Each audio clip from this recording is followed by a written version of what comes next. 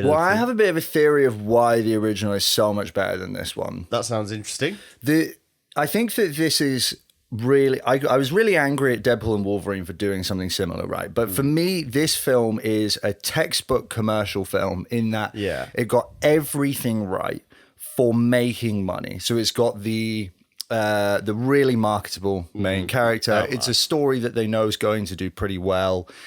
It aligns pretty well with their Disney's current value paradigms, let's say. You know, it all is going to perform You well. open that can of worms. Yeah.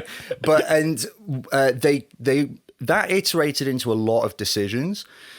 But I think that the thing that it seems to have manifested as in this is that they are aiming this film much more intentionally just at kids.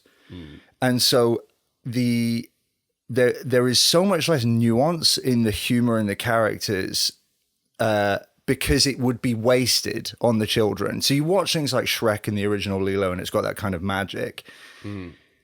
Every couple of minutes, there's something in it for everyone. There's something in it for the adults. There's a joke in it for the adults, or there's some kind of reference in it for everybody. But it's wasted on just the market that they are aiming at. And so I think that Disney have basically said, like, let's spend 100 million on just converting as many children in the planet as possible. And that's the only thing we're going to spend our money on. We're not going to spend any time or energy wasted on nuance for adults or anything like that. It's just not necessary. We just need to make some money in this film. And I want to say, I don't hate them for it. I think that it makes sense that a production company as big as Disney would have to do some low-risk projects to facilitate some high-risk projects. The question is, do they as a production company fail to do anything new and interesting? But this film in particular, to me, was just a commercial, like, we're just going to make a success of this. We're not going to F anything up here. And I think that's why this is just not as good as the original Lilo & Stitch. Well, I think it's a smart investment, right? Because they are betting on the future generations who are going to influence the narrative in 20 years' time. So it makes sense, you know, at that point in time, if AI hasn't taken over, we're going to be in a situation where no one's going to listen to our opinions. No one's going to listen to us saying like, that film, that was the beginning of the end. Disney hasn't been good since 2002. No one cares because it's like just grumpy, miserly old men talking about Disney of all things. Yeah. So it makes sense. And also there's definitely some bias when you look back over the history of, say, Disney's film output. We will fondly remember the risks that they took, where and forgotten to time maybe the 10 or 15 other films over the course of that decade, that were just like paint by numbers.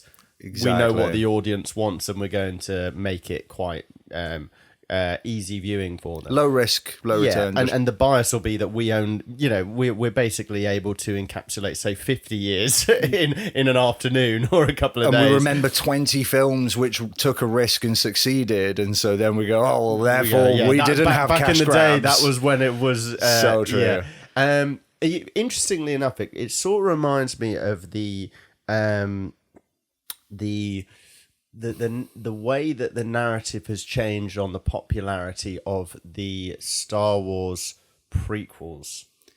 Yeah, okay. So the original Star Wars obviously came out to a ridiculous amount of fanfare. The Star Wars A New Hope, as it was later retitled, was adjusted for inflation. It's still, I would say, I think it's still one of the top 5 highest grossing films of all time. Certainly up until when I last checked, it was like the 3rd or something.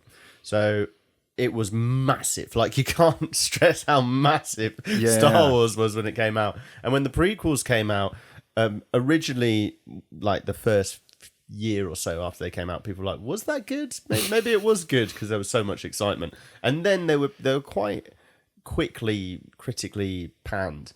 And the fandom also started to pan them and say, you know, that was rubbish. And then more recently, when you've got the new, I don't even know what the newer trilogy is called now. You've got the prequels, maybe the sequel trilogy. I think it might be the sequel. I don't know. Yeah. They came out and had a mixed reaction, to say the least. And suddenly, all of the generation of people who grew up with the prequels Me being one of those people, I've watched the prequels and I've watched the originals, and for me, I mean, look, I wouldn't say the prequels are better, but I certainly never got the hate of why the prequels were panned, whereas the original, now in hindsight, where there's no nostalgia for having been around when they came out, you can kind of see some of the It's rose tinted sort of the issues in it. Yeah, okay. So it's interesting that Disney seems to be on this excursion of making sure that things are pissing off a mighty amount of people. I'm not saying Lilo and Stitch is an example of this, because it's not really. But, you mentioned the paradigms that Disney are working within right now. Value-wise, yeah. So they could be thinking, we just need to outlast this hate, and we will, because we're Disney. Yeah. And they need to, and it makes sense that they will do film. They're a production company. At the end of the day, they need to make money net by the end of the year, which I don't think they're succeeding at, but it makes sense that they would try and that they would release some films, which, like, let's face it, they had a bloody good thing to build off of, and what they actually made was, like, fine. You know what I mean? It was just fine. There was no real soul in it, but it was like kids will like it. I do agree about that. It didn't feel, for me, watching the first one, I felt like it had a bit more character more of an to emotional it. Yeah. pull.